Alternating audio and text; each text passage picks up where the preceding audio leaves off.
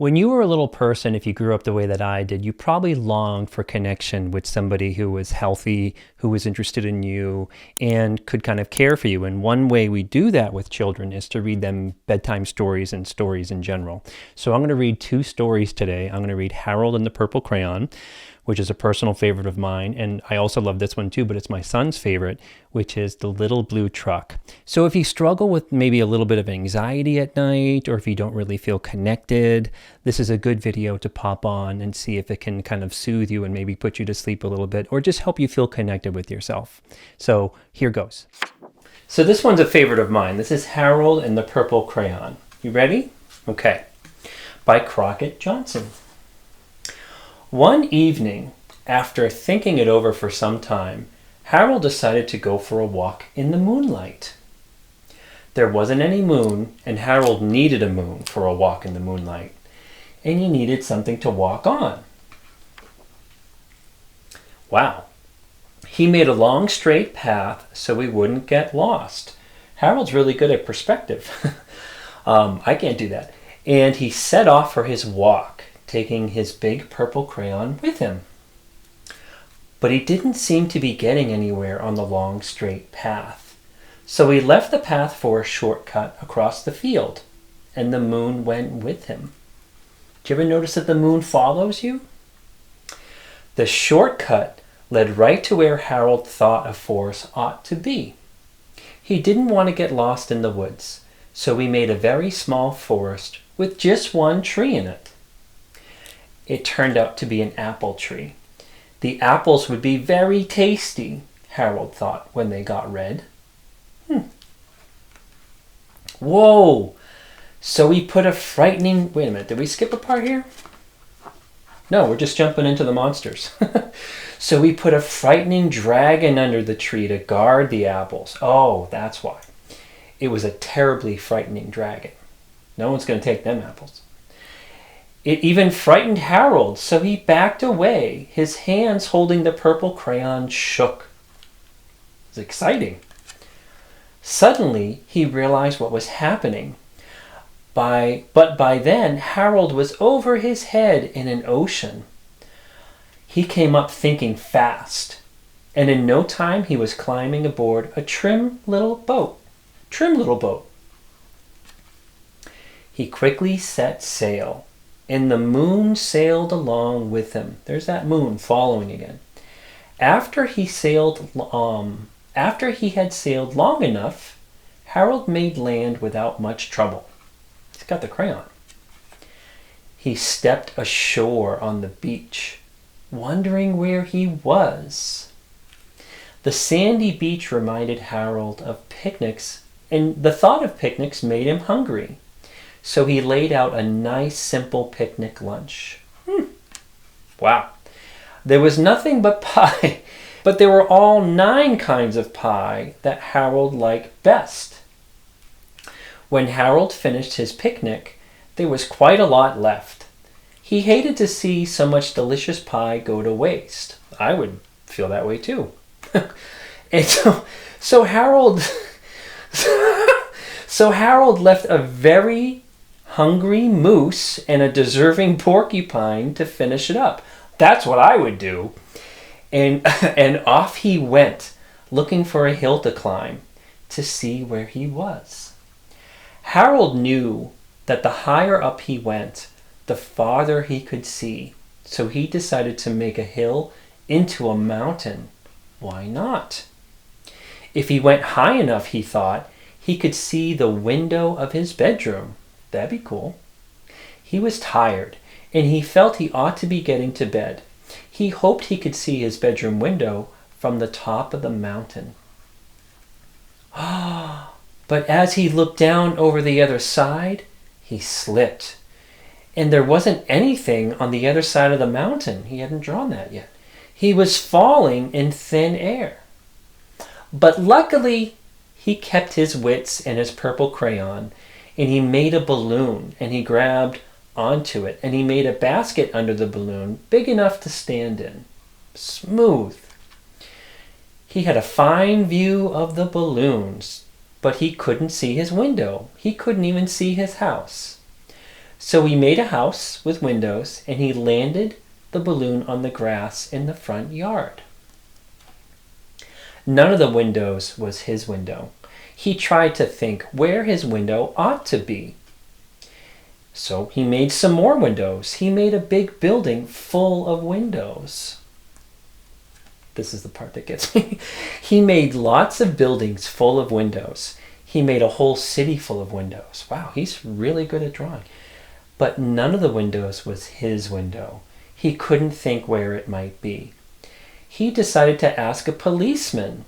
The policeman pointed the way Harold was going anyway, but Harold thanked him.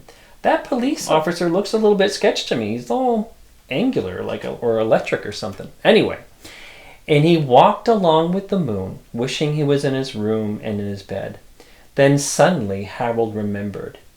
He remembered where his bedroom window was, where there was a moon. It was always right around the moon. He remembered where it was. And then Harold made his bed. He got in it and he drew up the covers. The purple crayon dropped to the floor, and Harold dropped off to sleep.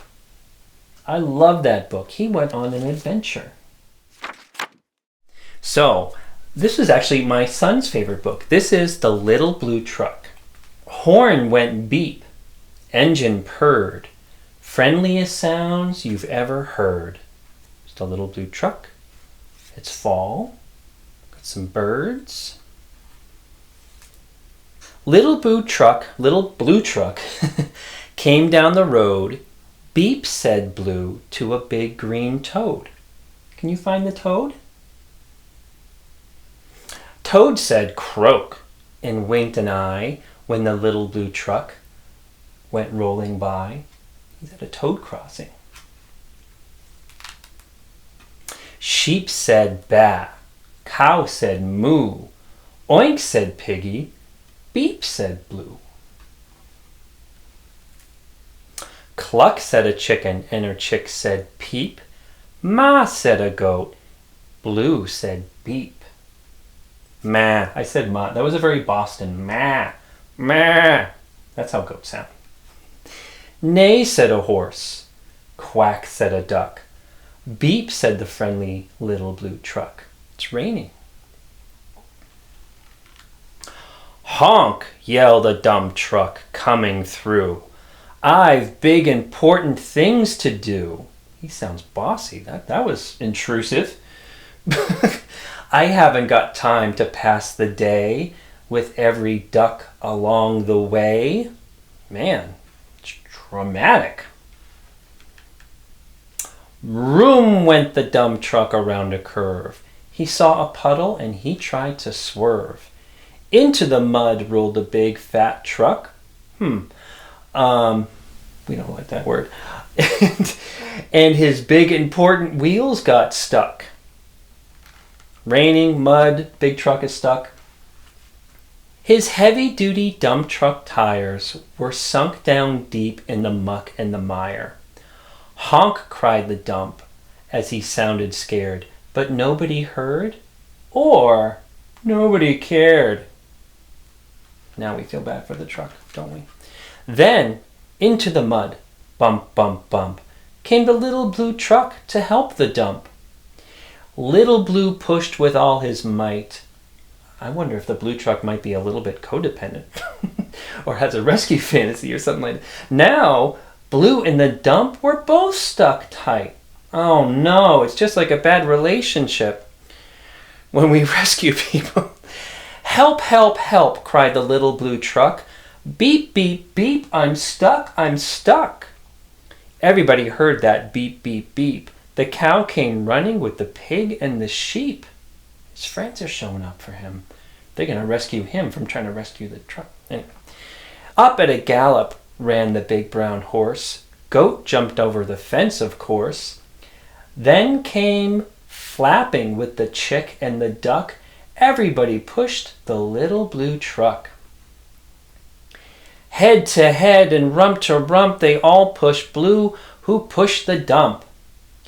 They couldn't quite budge that heavy load, but then who hopped up but the big green toad? All together, 1, 2, 3. One last push and the trucks were free. I hope the big truck learned a lesson here, don't you? Thanks, little brother, said the dump to Blue. You helped me and they helped you. Now I see a lot depends on a helping hand from a few good friends. Beep, said Blue, who wants a ride. Everyone scrambled to jump inside. Oink, quack, bah. Moo, cluck, peep. Neigh, croak, meh. Or you want me to do the Boston? Meh. Beep, beep, beep. Do you think the big truck learned his lesson? So that's the little blue truck. I hope you enjoyed it. That's the video. I hope it was helpful, and I can't express how important it is to connect with kids. There's a video that I did on something called limerence, which will be in the description to this video, where I talk about someone reading, actually a stranger, helping me by reading me a story because they sensed that I was kind of in the need of that kind of connection, which I wasn't getting at home. So I hope it was helpful. May you be filled with loving kindness. May you be well.